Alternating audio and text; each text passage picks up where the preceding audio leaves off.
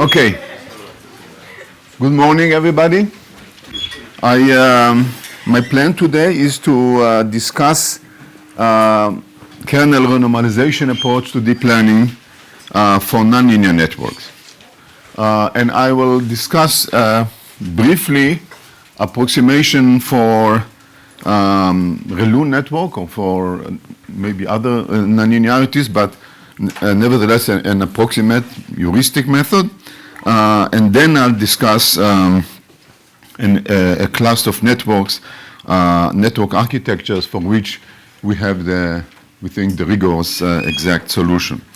And I'll devote most of my time on this.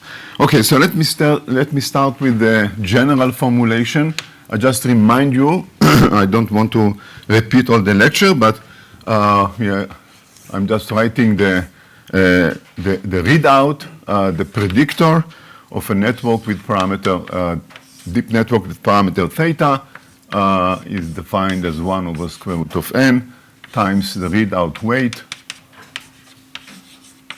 times the activation of the Lth layer as a function of the input x and the hidden layer parameters w. And just to make sure that we all are on the same page, so xil for the layer L is 1 over square root of n times j from 1 to n of wi L dot xl minus 1. And then you, of course, iterate that. And my parameters are such that the n is the width of the network, n0, which I didn't write here, is the width of the input layer. And denote by theta the parameters a and w. Oh, I'm sorry, nonlinearity, of course. Fine, thanks. All right, and then after, so my loss function has, so the probability, the posterior over theta in general has some normalization, and then exponential with two terms. One term is the loss, is the MSC loss.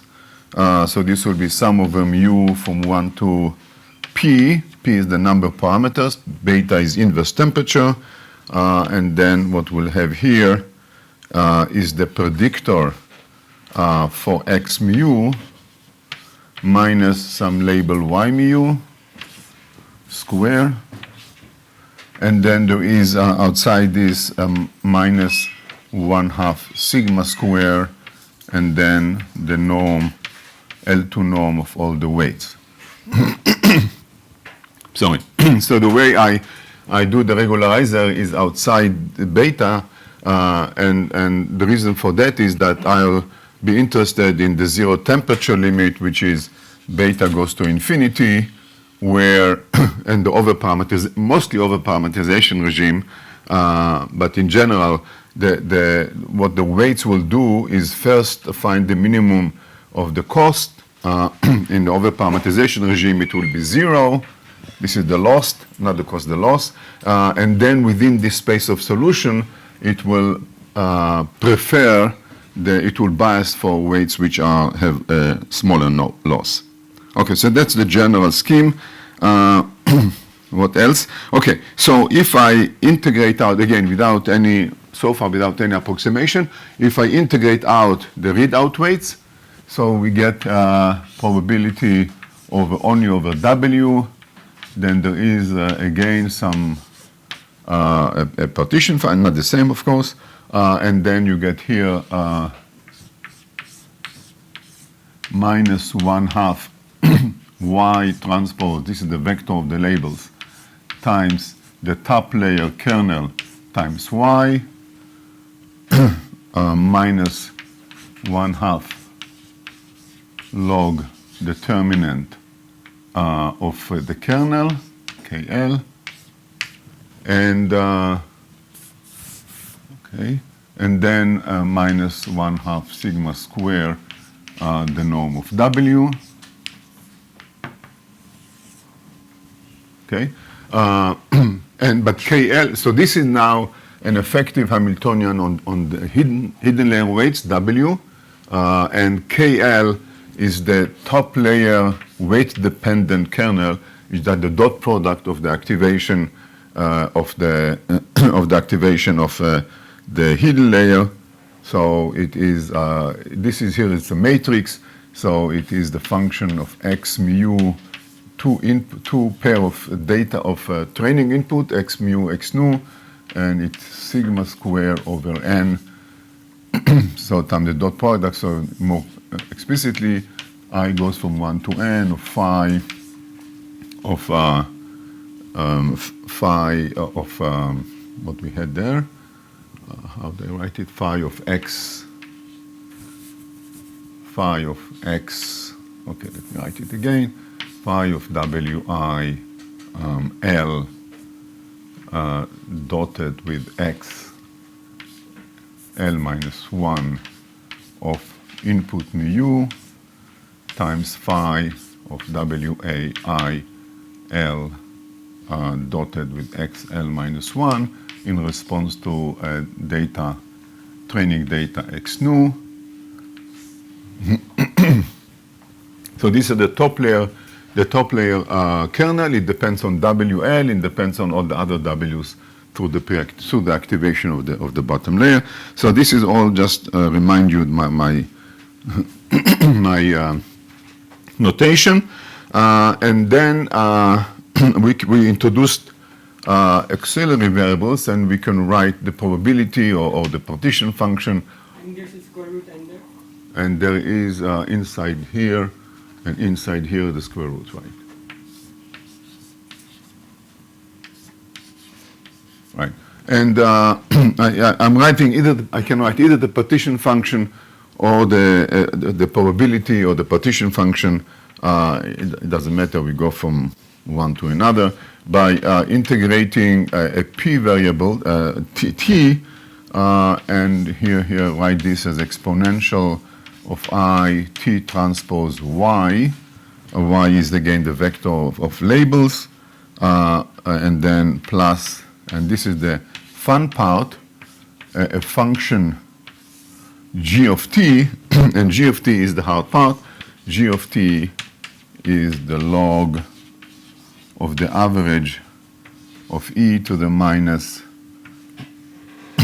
1 over 2n times t transpose times k of wi of one node, one neuron in the input in the top layer, average over wi. So this is the n here. I break the average. I'm now averaging of the top layer. So averaging over WL, that's what I'm doing now.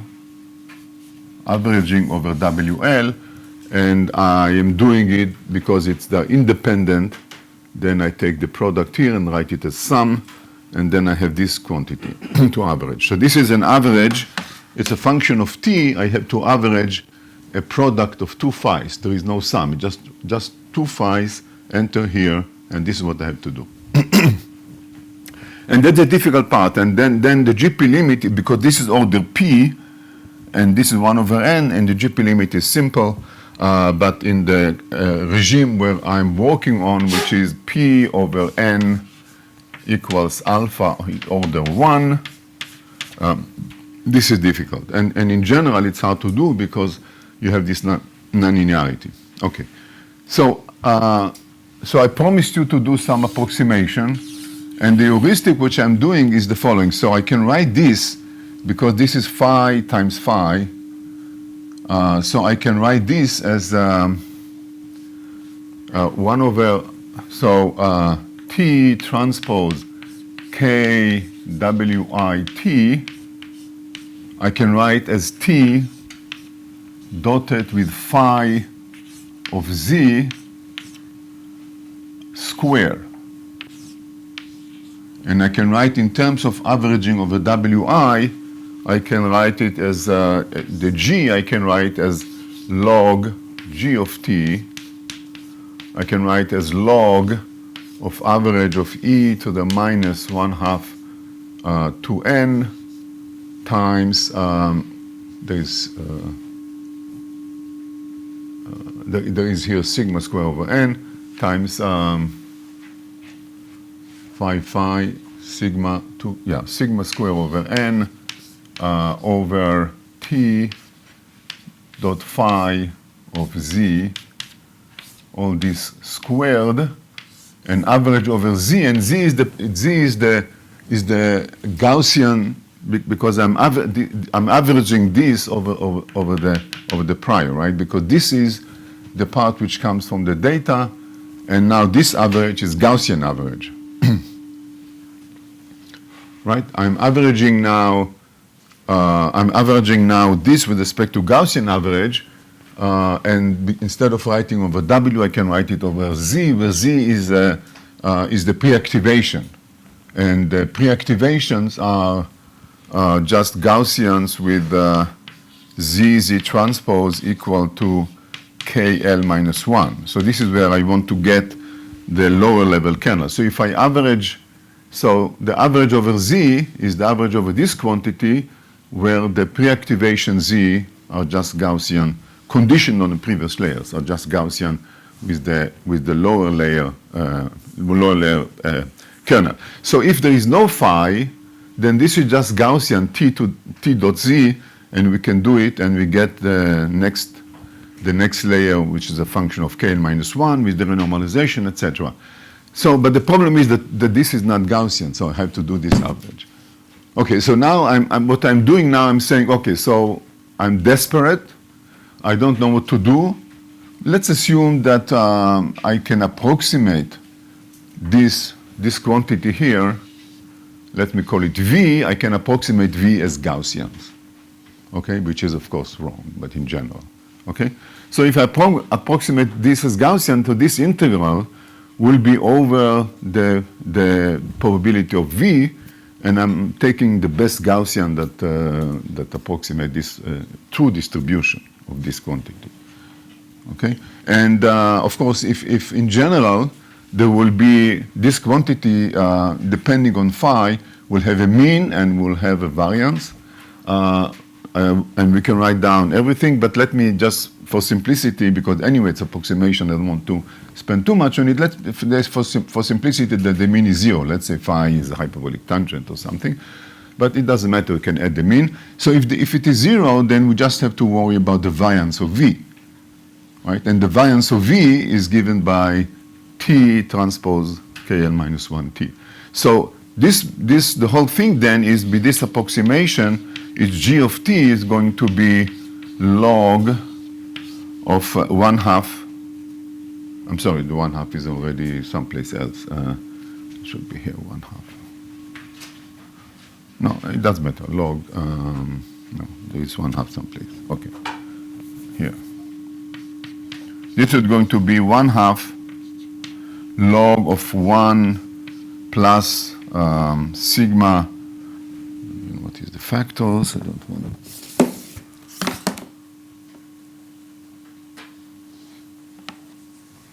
Okay. So what is the variance of V? The variance of V is T dot phi, so it will be T transpose phi transpose T. So the variance is the average, the variance will be the average over this. The average over this, over the pre-activation condition on the previous layer, is precisely T transpose K GP times T, right? The GP kernel is simply taking the dot product, or taking two phis and average them, right? Taking two phis and nonlinear and average them over Gaussian pre-activations with correlation induced by the previous layer. So this will be KL by the GP. Okay. So that's what you are going to get here. You're going to get 1/2 log of sigma square over n times T transpose times K L GPLT. Now, in the linear case, we had phi equal to z, so what we had here is the kernel up to some factor, the kernel of the lower layer, of the previous layer. That's what we got. We got when phi was z. But this is the same because when you average phi, and phi is linear, then the kernel, the Gaussian kernel at the nth layer is simply sigma square of the kernel at the previous layer. So this is now more general for the nonlinear case. So this is going to be simply averaging, only one step averaging over the GP, over the phi's of the top layer. So this is what you get. You get now very similar story to the linear case, the log of a function, of a quadratic function of t, and we get back to here, we're doing the same thing. We put a delta function on this order parameter, okay? Then we can integrate here, it's quadratic in t, and we can do this integration and everything follows. Once we got to this form, everything else will be the same as the Gaussian, as the linear case. Okay, and then what you get from here is the same equation. So I don't want to, of course, to go over the whole story, but you get the mean kernel. And again, you can iterate it for nth layer, and then you get at the end that the mean kernel is approximately, the mean kernel doesn't change because it's going to be a scalar normalization of the kernel, so it will going to be KLGP of X transpose KLGP inverse Y. This is the predictor, the mean predictor, and the fluctuations in the predictor they are going to be normalized by the scalar normalization as before. We can write it as U0 to the power L. And here is the GP kernel, which is KLGP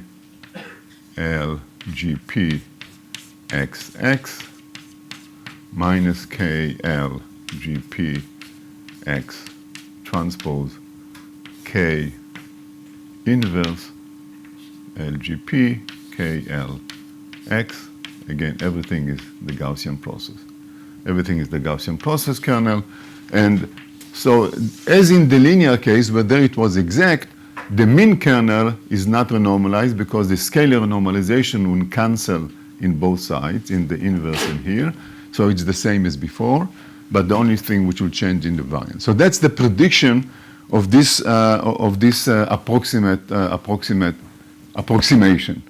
Okay. So now we can, so the fact that it's not renormalized, it means that it doesn't depend on n, it doesn't depend on sigma, well, it does depend on n, it depends on depth, and so on. Okay, so you can now look at numerics, and I've shown briefly, but the point is that if you look now as a function of n, and you Zero temperature? Yes? What was the question? This is zero temperature? Everything is zero temperature. Yeah, everything is zero temperature. Okay, so if you look at, for instance, you compute, let's say, generalization error as a function of n, unlike the linear case, in the nonlinear case, let's say in ReLU, there is some interpolation threshold, depending, of course, it can be very low, depending on other parameters, but so this will be the interpolation threshold NC, and then there will be some double descent, and then goes down, and then you reach here. This is the GP limit, not zero. Here, this curve is the GP limit. The n goes to infinity limit. So if you compare this to the theory, the approximation, it works very well here. But then it completely missed this, right? Because this is driven by the biased bid, diverge or increase here. So it doesn't really have, so near or below the interpolation threshold, the underparameterized regime, this completely fails. Because there you see that the bias is strongly dependent on n, okay? but in a wide regime, still is okay. Now you can also ask how it works with depth L. It turns out again that for moderate depth up to L equals 1, 2, 3, this works well, but for deeper network it again fails. So there is a regime where it works fine, but definitely it's not satisfactory. It's not a theory for deep learning for nonlinear network. Okay, so that's the end of this approximation, and I want now to introduce my main topic, which will be, I need some of it, but anyway, I'll okay, where is this? Which will be a class of networks which we call, which are special case of a linear gating network. So that's what the topic which I want to discuss today. I need some of it, but maybe you remember it. Okay. Yeah, it will be. Yeah, let me. Okay, I need some space.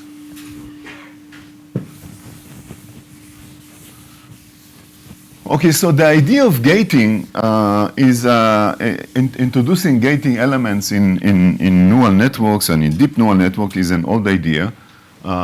You have, LSTM has a variety of gating units.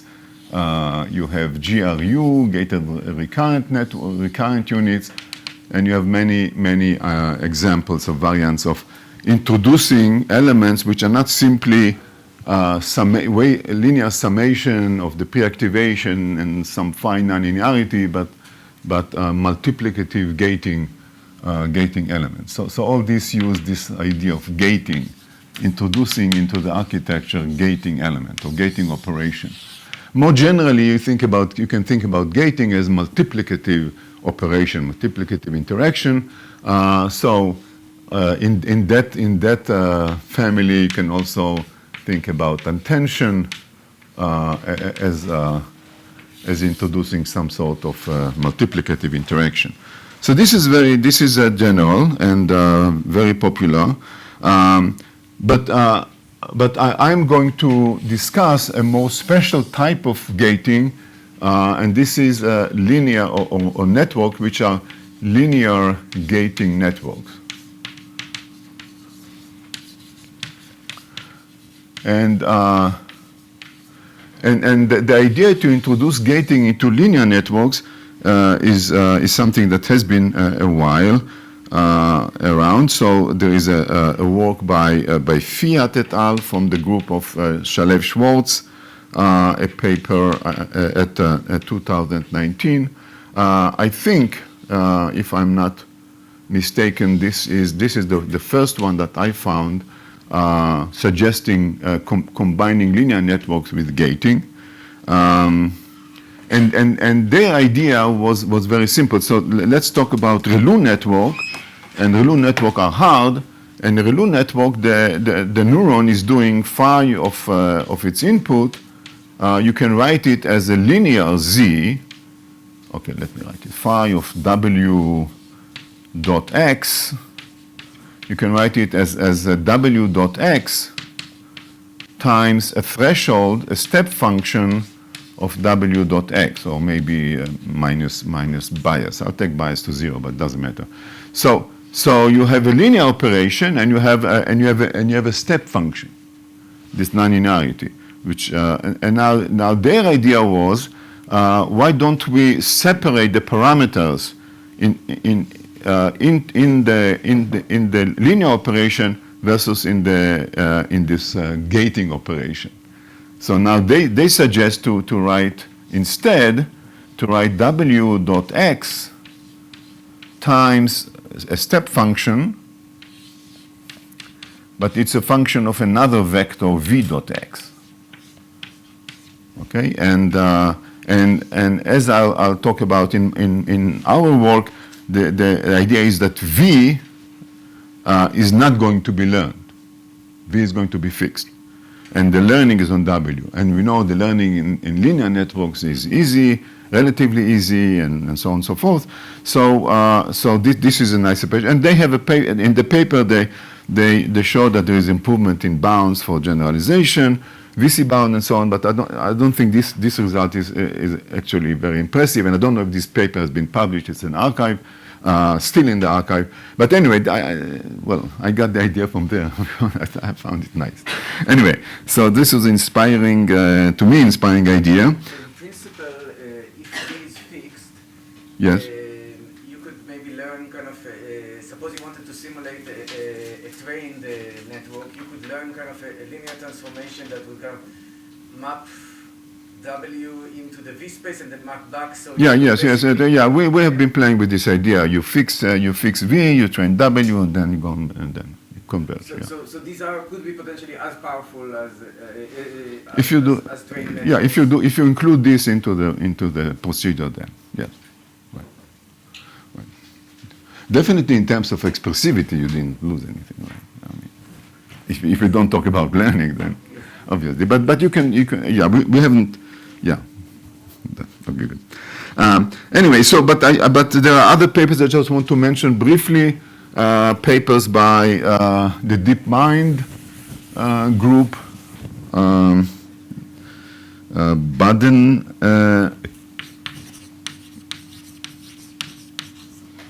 Baden et al.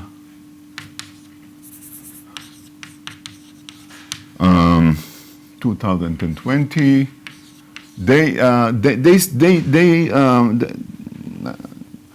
Their main point is that if in this case you can, in a deep network, you can actually approximate, you don't have to do the full back prop. You can, it's because of the gating somehow, it works, it allows you to propagate the error signal locally. So the learning itself, you use a simplified cost function or simplified algorithm. So it's efficient and rapid learning. And a similar theme came with a later paper again by Baden and by Peter Latham. And so this is DeepMind plus UCL. This is a paper in 2000, PMLR 2022. And here they have some also playing on a similar theme, but what's nice, they also show more of the biology or the biological motivation. And in general, I just want, okay, so, but they show an architecture, definitely, an architecture which is similar to these architectures are different from here. So what I mean by that, so this is what I mean. This is what I call local gating. Local gating, I mean that the gating is on the neurons, on the units, on the output of the neurons. Now you can do local gating also on the weights.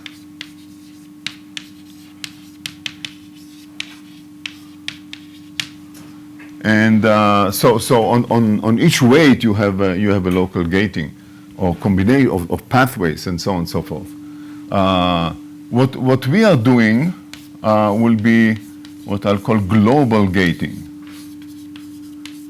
Okay, so let me explain this architecture and show you in what sense it's different. So we're thinking about a neuron to give the biological context. We think about the neuron as a kind of a real neuron. There is the cell body, there is the axon, the output of the neuron, and then there are dendrites. So a neuron, let's say pyramidal cell, have, let's say, an apical dendrites and has a basal dendrites. So these are the input channels. But the input channels are kind of separate, they are separate geographically, right? So these are the dendrites, and they get inputs from the presynaptic neuron, from the, if you want, the previous layers. So what we do is, first of all, the gating are going to be gating on. So each one of the dendrites has many inputs. You know, these are the input points from the presynaptic, from the previous layer, if you want, in the deep network, and so on. And now, and here you have input. And here you have input. So all these are input points from the sources, and now the gatings are units that come, let's say, here, and control the propagation of information to this guy from this branch, and there will be another gating that control the propagation of inputs from this guy, and so on and so forth.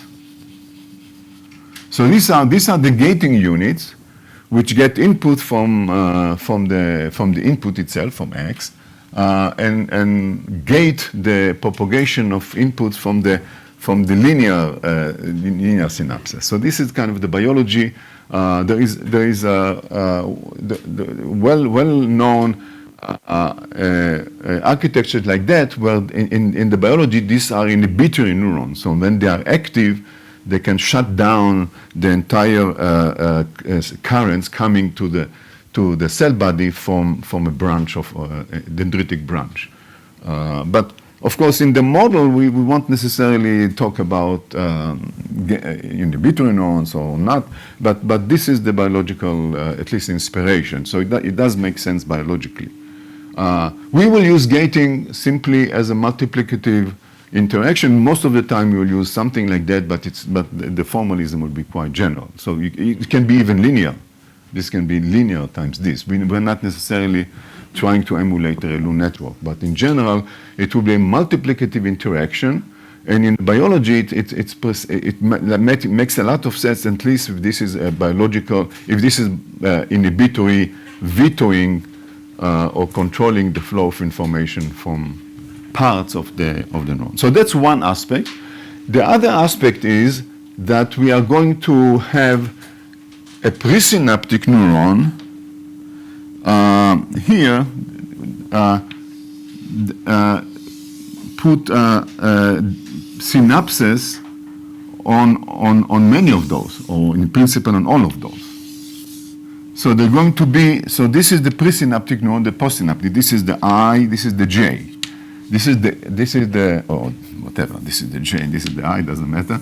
But this is WIJ. So there are there will be multiple connection between pairs of neurons. And each connection, so this neuron and this neuron are talking about multiple connection. Each connection goes through a different dendritic branch and therefore separately controlled by the gating. Okay? And again, having multiple contacts is again well documented biologically. So there is a very, very plausible biological circle. So it is going to be, in our case, it's going to be gating on the synapses, not on the output of the neuron, although there is also biological underpinning for having additional gating here, which gates the output of the neuron, like if you want like something like that. We are going to have gating on the weights, on the propagation of signals to a node. And finally, we are going to use global, by which we mean that the gating neurons here are shared among other neurons in the layer. So it's not the case that each neuron, each postsynaptic neuron, has its own family of inhibitory neurons that gate it, and then another neuron here, this will be another pyramidal neuron here, will have its own gating units. So there will be M gating units in the layer. M can be 1, 2, 3, 50, but they are shared. So once this neuron, let's say, is 0, then it will veto this part, it will also veto this part, and so on. So this is why we call it linear global gating. So the way to think about it, we think of the number of gating neurons as, say, constant, and the number as the size of the network grows? Or? Right. So I'm going to exactly. So first of all, I think it makes sense biologically, because these inhibitory neurons really sends their multiple axons to multiple pyramidal cells, excitatory cells in the layer. But indeed, what the reason for this we do is because we want to be able to use the techniques that I mentioned so far, and this is going to work if we assume that n goes to infinity, p goes to infinity, the same regime of p over n, alpha equals to 1, but having a constant m, the number of gating per layer is constant, and in that limit, and that allows us to do our wonderful tricks of statistical mechanics.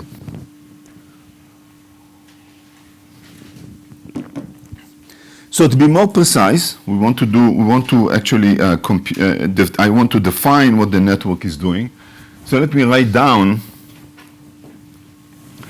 and there you will see if you'll see what precisely I mean by that. So again, I'm writing down f of x in this globally linear gating neurons. And again, this is a work by Qian-Yi Li, submitted to NeuroIPS, but who knows. So normalization, n times m. So m is the number of gating units per layer, going to be sum over I from 1 to n. By the way, I forgot another paper. Oh, where did I write? Okay, and there is another paper here by Andrew Sachs et al. It's called the Racing, I forgot, maybe 2022 also. The racing model, or the neural racing model, but a variant of this architecture. Okay, let me go back to here. So it's m goes from 1 to m. So I'm putting gating on the readout weights, AIM times the activation L of the activation L. I don't know where to put the indices, but anyway. This is the activation of the Lth neuron, the ith neuron in the layer L, and then I have the gating GM. So this is, of course, a function of the input X, and then on top of it, there is GM of X. Right? So it's global. First of all, there is no I here, right? So that's the global. There is no I. So each here there is only one readout, but you'll see in a minute that it will go through it. So what is XL? What is the activation rule for this guy? Will be 1 over square root, the same story, 1 over square root of m times sum over j times W m so at any given layer L, WL ij, GM sum over m, GM of x times x of L minus 1 j of x. Right? This is L. This is for L bigger than 1. And for L equals to 1, x1 I will just be 1 over square root of n0 times the usual one, times sum over j of W1 ij xj, where xj is the input. So we don't put gating on the first layer. And the reason for that is that on the first layer, if I put gating, it simply expands the input. You can recall read the node the input to be x times g of x, and it doesn't do anything else. It doesn't really change the learning. So you can add it, but for simplicity, we don't do that. So, but for any other layer, including the readout, we have multiple weights. You have the usual input, I, xi, but gmx. And we do it for every node. Every neuron, xli, will have multiple weights from the previous ones, and each one of the weights is multiplied by a gating gm of x. Okay, is it clear? Okay. It's the same GM every layer? What? It's the same GM every layer? No, so GM in principle can be different. You can choose differently in each layer. We, for simplicity, choose the same, but in principle it can be different. Okay, so this is the model, and I want to emphasize two things. First of all, several things. First of all, the gating units, well, they can be something like that. They can be something different. We'll talk about it later on. But the important is they are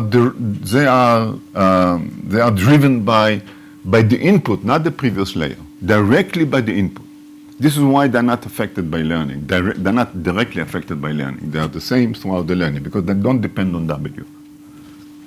So they are fixed. That's important, of course. However, it doesn't mean that you have to necessarily choose them in a stupid way. You can choose them like many choose them as something like that with random V, which is fine if you don't want to think hard about the problem. But you can also choose them in an unsupervised way if you know something about the task or about the data. Okay? So, for instance, if the data has clustering structure, you might use them as kind of as filtering, selective to different clusters of the data. And you can also do what Boaz suggested. You can iterate, kind of fixing them, iterate W, then use W to learn the parameters of G and so on and so forth. Okay. Another thing is that because they are completely general and fixed, they're sometimes convenient to play the role of introducing into the network contextual signals or task signals. And I'll show an example where you have the same data, but you want to learn multiple tasks in the same circle. So you do it by choosing GM to be tuned to the task. So the input to GM doesn't necessarily have to be from the raw data, from the pixel layer. They can come from some top-down signals. So that's very good. So this is a very, very rich architecture which we can use in many different contexts. And for instance, in some of the papers, I think in the UCL paper, they showed continual learning nice properties that you can by separating effectively by separating the network into different pathways. It mitigates the catastrophic forgetting of continual learning, but I won't talk about that. Okay, so this is more or less the network. I want now to say a few things that we can say without any calculations, or at least not serious calculation. And this is what will be the memory capacity or the expressivity of the network. Yeah, just a moment.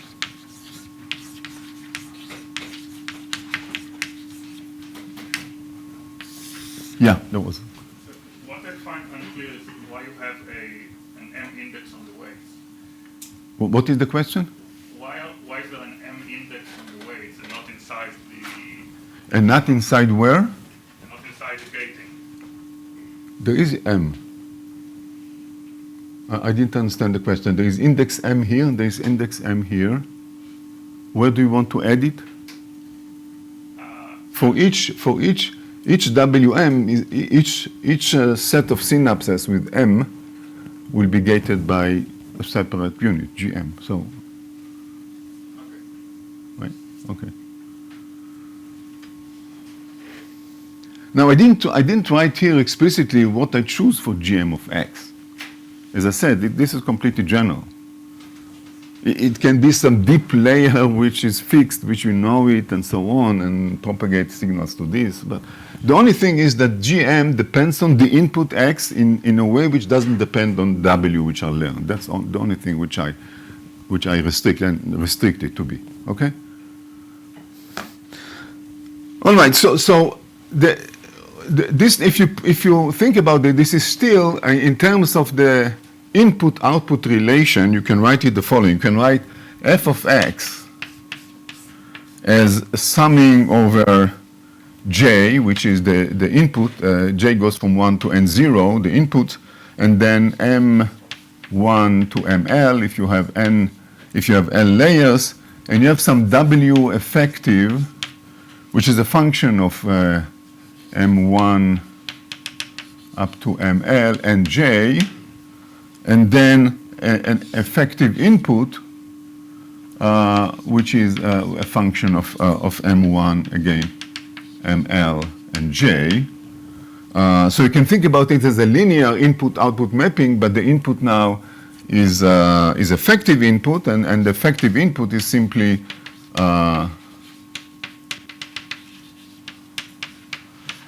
xj, the input, the component xj of the input, and then g of m1 of x up to g of m of g of ml of x. Okay, and the effective weights, again, m1 up to ml and j are going to be summation over all indices il.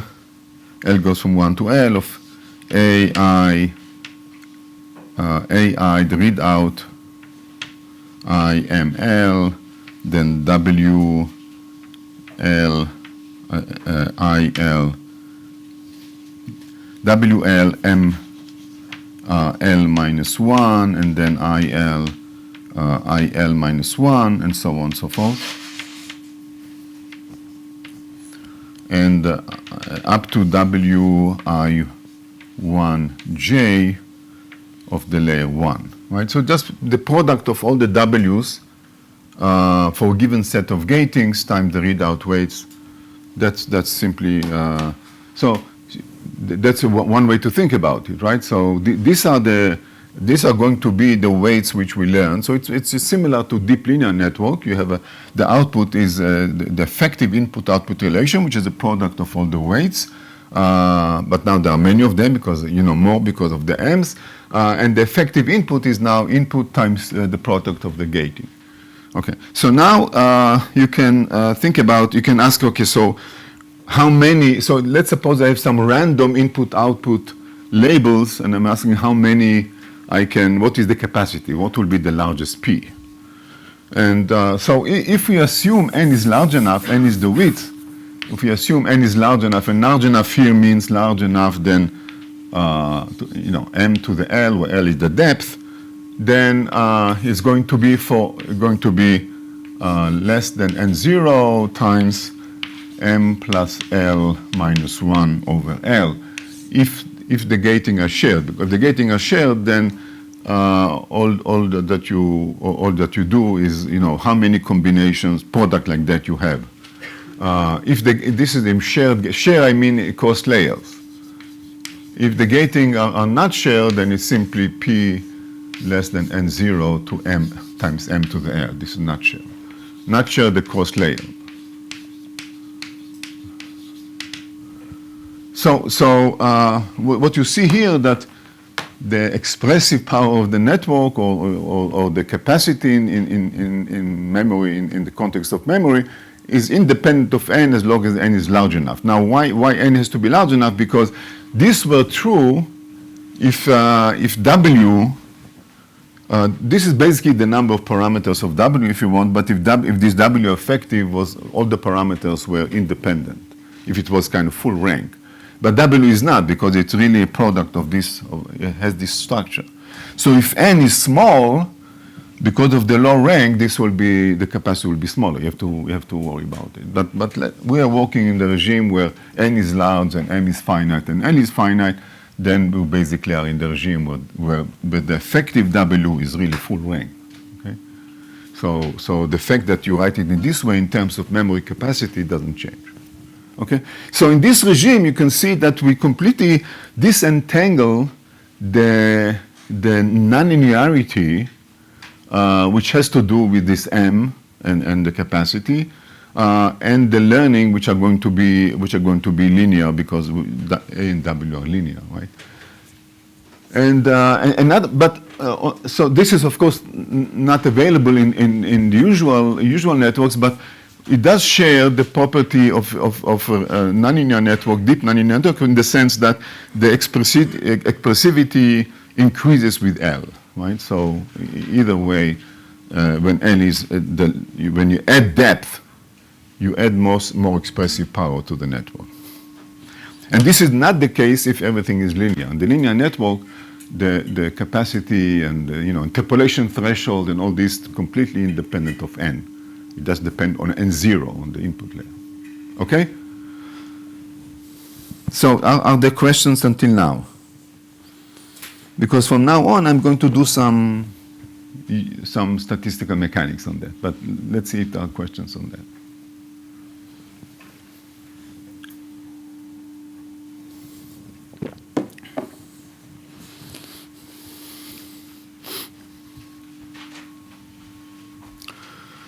All right, so now no questions. Let's do some work. So we are going to again use our StatMech framework. We're going to have a readout. We're going to have a loss which is f of x mu minus y mu squared.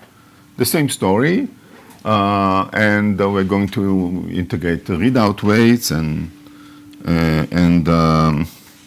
the same as before. So we're going to have P of W, for instance, after integrating the readout weights to be exponential of minus 1/2 y transpose KL inverse y, the same as before, minus 1/2 log determinant of the kernel, the top layer kernel, and then our prior. And now, but now the KLW, the KL of, let's say, of a pair of inputs. Maybe one quick notational question or like. Yeah. So is it fair to say that basically one way to think about it is that you're doing a deep linear net, but on say the input is like x tensor m, where m is the activation, the gating, the gating. Yeah, but you'll see the relation. You'll see the difference. You'll see. You're right, but you'll see how it comes about. The fact that the weights have these internal m's and gm will come about. You'll see in a minute. Okay. So what is this KL now? It will be so KL of W, right? It will be now the input to A is the product of these, right? So then you'll have sigma square over m times g of x mu transpose g of x nu, one term, and then the usual one, which is 1 over n times the activation x L mu of x, and of course w of x, and then x